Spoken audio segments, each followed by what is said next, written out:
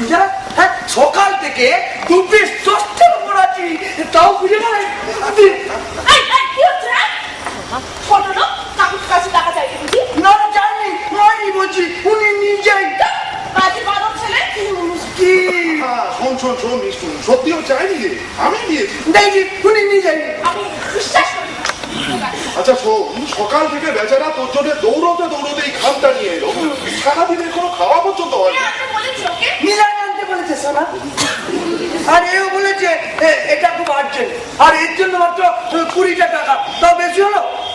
আচ্ছা কুরিয়ার হলে কত নিতে বলতো? ডিসগাস্টিং। আচ্ছা পিওন বা কুরিয়ার যেটা করতো না, আমি না সেটা করে দিচ্ছি, মানে কবিতাটা পড়ে ওনাকে শুনিয়ে দিয়ে যাচ্ছি।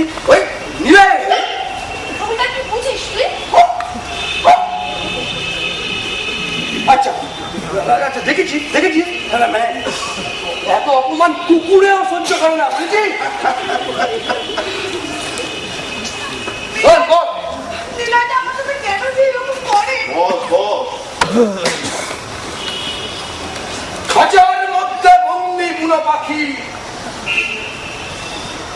কোথায় নিয়ে যাবে দেশান্তরে?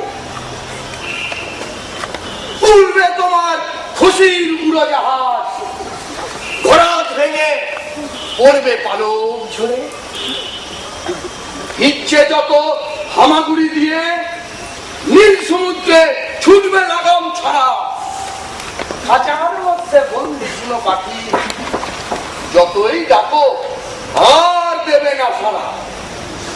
আপাতত চলুক জীবন যাপন, এগিয়ে এসো সাহস তোমার দেখি, হাত বাড়াবই দুই গড়াদের ফাঁকে, খাঁচার মধ্যে বন্দি বুনো পাখি। আরে গুরু, তুমি নিজ করে আছো, বিশ্বাস করো আমি তোমাদের এই কবিতার চক্করে পড়তে যাইনি, আমি বলছি এই নিষ্ঠুরটা এমন খাড় খেয়ে গেল না, বাধ্য হয়ে কবিতাটা। কি হয়েছে? ভালোই তো করছি। আর তাছাড়া কবিতার একজন ভালো পাঠক হওয়া কি কম কথা? পাঠক নাই গুরু, আমি আমি চিরকাল কবিতা বাহক হয়ে বেঁচে থাকতে চাই। এই শোনো, কুত্তাটাও বলছে সেম সেম। চলি গুরু, চলি কাকু, চলি মিষ্টু। এই 20টা টাকা এমন করেন না, আজকে গুরু। এই শোন, কালকে তো মেসে যাবো। ঠিক আছে এবার চোখ তোর, দেখ তোর ভেরি ভেরি হ্যান্ডসাম। প্লিজ কাকু, আমি বাড়ি যাই। আরে আলাপটা করিয়ে দিয়ে যাবি তো।